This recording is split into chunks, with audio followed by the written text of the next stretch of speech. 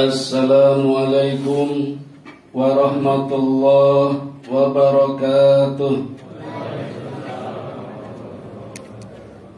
Alhamdulillahilladzi hadana lihada wa ma kunna linahtadiya laula an hadana Allah. Ashhadu an la ilaha illallah wahdahu la syarika lah wa ashhadu anna Muhammadan abduhu wa rasuluhu la nabiyya ba'dah. Bapak Ibu, saudara-saudara, adik-adik jamaah salat Isya dan tarawih Masjid Al-Amal rahimakumullah. Alhamdulillah, malam ini kita bisa menunaikan serangkaian amalan di bulan Ramadan. Ini pun tarawih dereng. Alhamdulillah. Sing dereng nggih mungkin beda pendapat nggih mboten menapa. Saya masih ingin menyampaikan tentang ayat diwajibkannya atau diperintahkannya menunaikan ibadah puasa. Saya kira sudah hafal semua. Ayat berapa? 183. Suratnya Al-Baqarah, surat yang kedua. A'udzu billahi minasyaitonir rajim. Bismillahirrahmanirrahim. Ya ayyuhalladzina amanu kutiba alaikumussyam kama kutiba alal ladzina min qablikum la'allakum tattaqun. Pun apa? Artinya, wahai orang-orang yang beriman, diwajibkan atasmu menunaikan ibadah puasa sebagaimana diwajibkan atas umat-umat sebelum kita, agar menjadi orang yang bertakwa. Jamaah sekalian, ayat ini diturunkan bukan di bulan Ramadan, di bulan Sya'ban sebelum Ramadan. Apa maksudnya? Agar kita lebih siap lebih dini, seperti neutron. Sehingga di bulan Ramadan kita langsung tempur persiapannya kemarin. Bahkan Rasulullah sejak bulan Rajab pun selalu berdoa. Di dalam hadis yang diriwayatkan oleh At-Tabrani, Nabi selalu berdoa, Ya Allah, berkatilah kami di bulan Rajab dan Sya'ban, dan sampaikanlah kami di bulan Ramadan. Sekarang sudah bulan Ramadan. Bapak Ibu, ayat yang saya bacakan tadi paling tidak mengandung 4 inti pokok persoalan. Yang pertama, ya ayyuhalladzina amanu, wahai orang yang beriman. Ini berisi tentang kriteria orang beriman. Apakah kita termasuk apa tidak? Jawaban sementara termasuk, karena kita hari ini hadir di masjid menunaikan sholat tarawih dan menunaikan ibadah puasa dengan serangkaiannya. Berarti kita termasuk orang beriman. Amin. Yang kedua, diwajibkannya menunaikan ibadah puasa. Kutiba alaikumussyam. Nah, di sini sering terjadi salah makna, sadar atau tidak sadar. Kata wajib itu yang sering menjadikan kita beban, padahal kita butuh. Bagaimana agar kita tidak menjadikan beban? Ya kita butuh itu, bahwa kita butuh puasa. Allah nggak butuh, Allah nggak butuh. Tidak akan mengurangi kemuliaan Allah andaikan seluruh hambanya tidak berpuasa.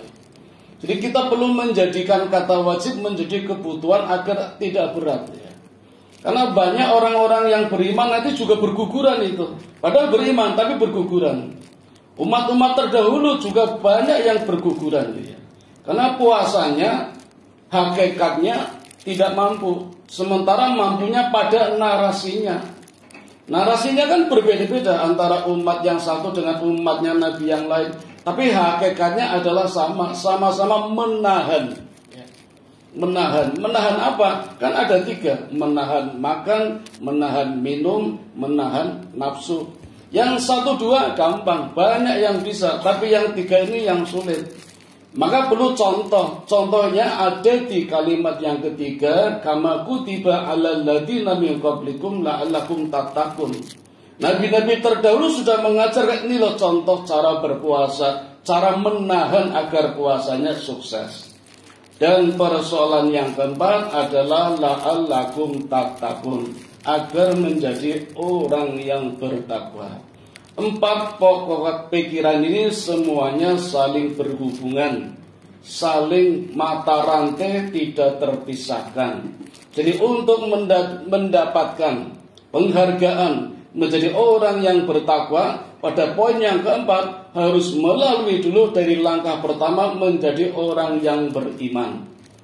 Apakah keimanannya teruji? Di langkah yang kedua harus menunaikan ibadah puasa. Bagaimana caranya? Contohnya ada pada orang-orang yang terdahulu. Nah, dari mana kita bisa mulai? Ini satu lingkaran ini. Kalau misalnya kita mulai dari targetnya, sasarannya, atau buah puasa itu sendiri, yaitu menjadi orang yang bertakwa, mestinya kita mampu, karena setiap Jumat khotib selalu mengingatkan, selalu mengajak bagaimana meningkatkan prestasi keimanan dalam bentuk ketakwaan.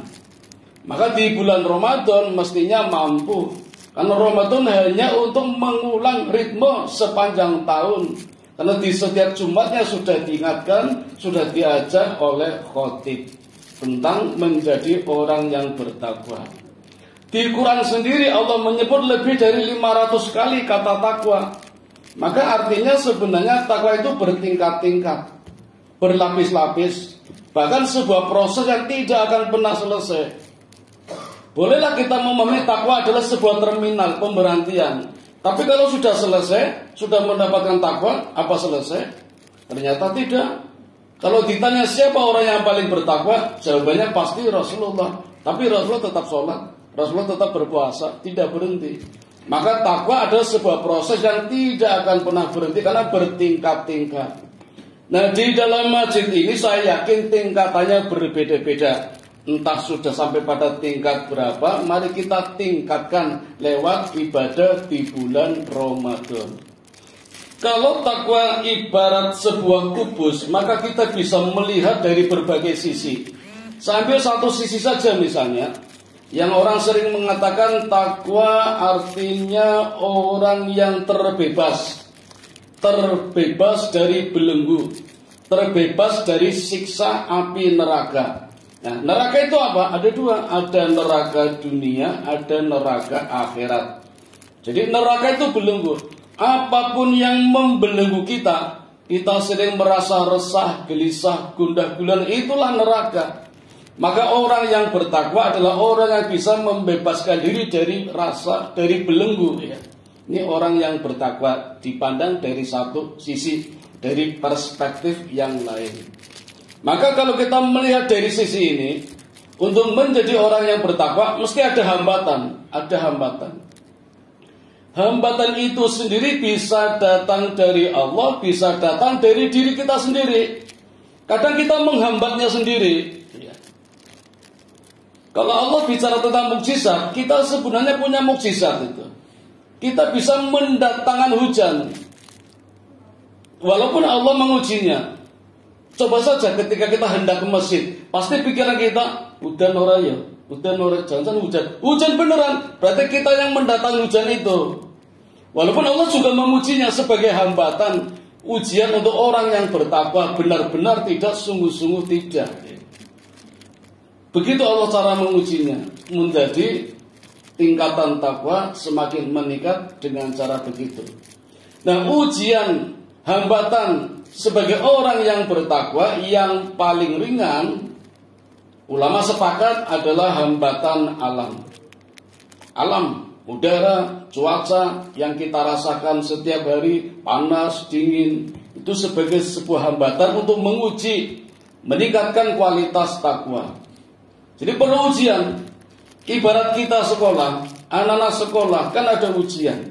Takut tidak takut, suka tidak suka, pasti harus berhadapan untuk meningkatkan prestasi. Yang kelas 3 SMA pengen kuliah mesti ujian, yang SMA mesti ujian.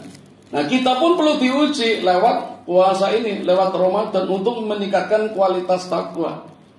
Dalam segala hal ibadah, ujian yang pertama adalah ujian alam, cuaca.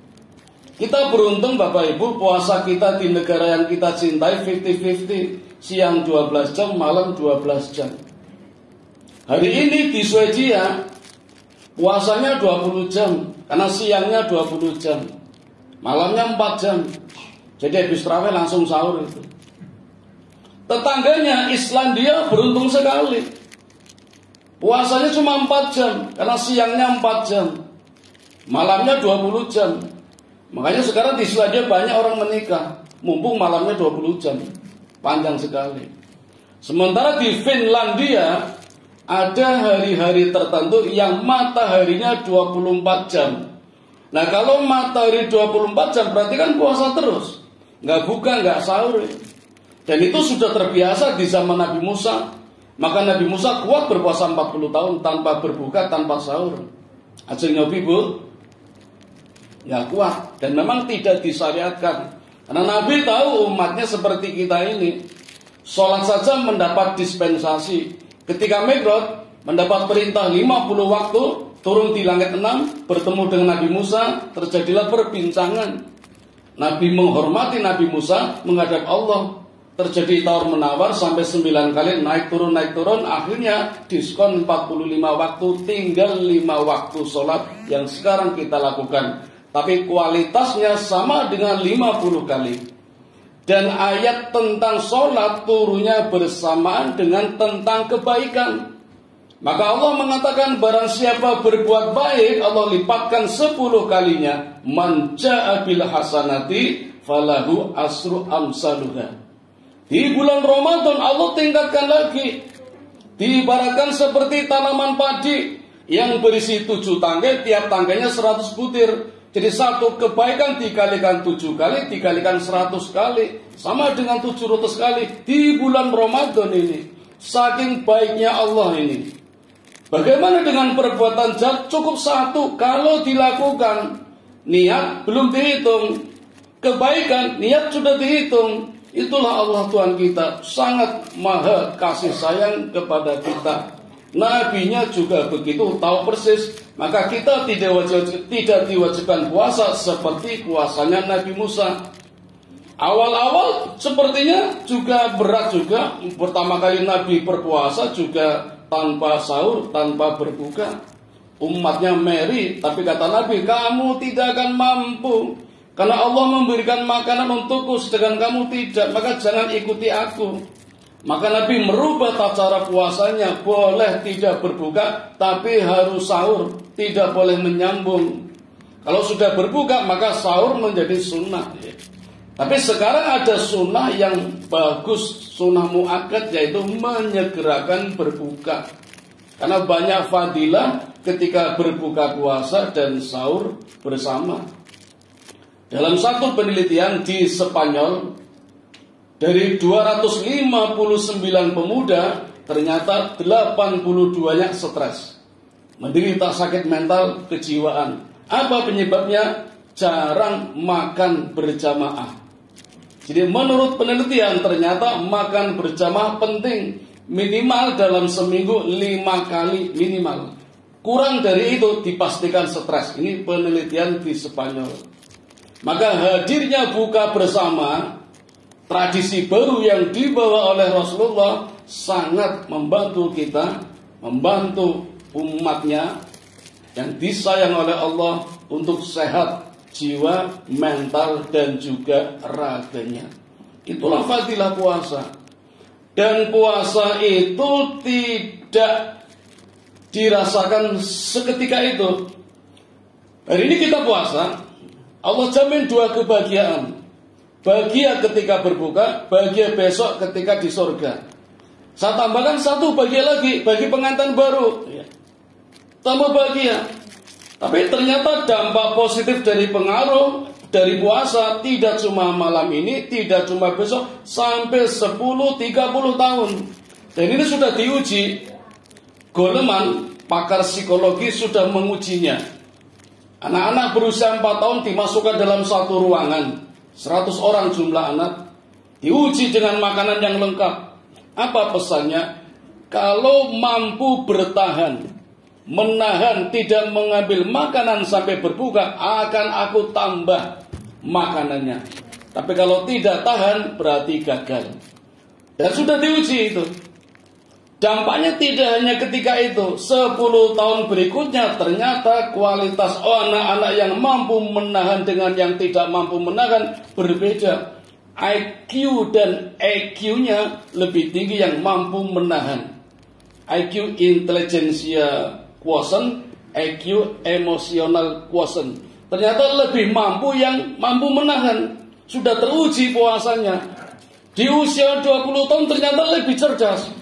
Di usia 30 tahun nasibnya lebih baik. Mudah mendapatkan pekerjaan, banyak teman, sukses. Itu faedah dari berpuasa. Teruji tidak hanya malam ini, tidak hanya besok, sampai 30 tahun. Maka inilah yang bisa merubah kata wajib menjadi kebutuhan. Kalau kita bisa merubah, maka puasa menjadi ringan. Apalagi melihat contoh-contoh yang diberikan oleh para nabi dan rasul yang lebih dulu menunaikan ibadah puasa daripada kita. Nah, Bapak Ibu, demikian dulu singkat kultum tarawih. Mudah-mudahan ada maknanya, ada manfaatnya. Yang terpenting kita amalkan. Orang yang beruntung bukanlah orang yang mengatakan. Orang yang beruntung bukanlah orang yang mendengarkan. Orang yang beruntung adalah orang yang mengatakan, yang mendengarkan dan mengamalkannya. Marilah kita mengamalkan bersama-sama agar kita sesuai dengan nama masjidnya Al-Amal. Amin ya rabbal alamin. Mari kita tutup dengan doa kifaratul majlis. Subhanakallahumma wa bihamdika asyhadu an la ilaha illa anta astaghfiruka wa atubu ilaik. Assalamualaikum warahmatullahi wabarakatuh.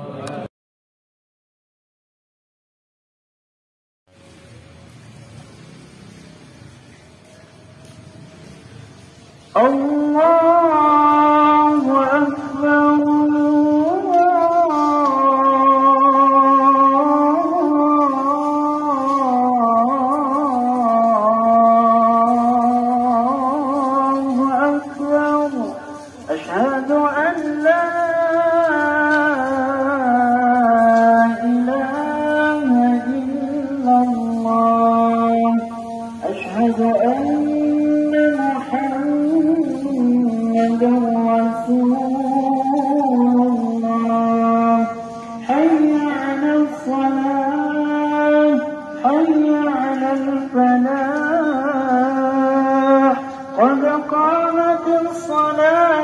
قد قامت الصلاة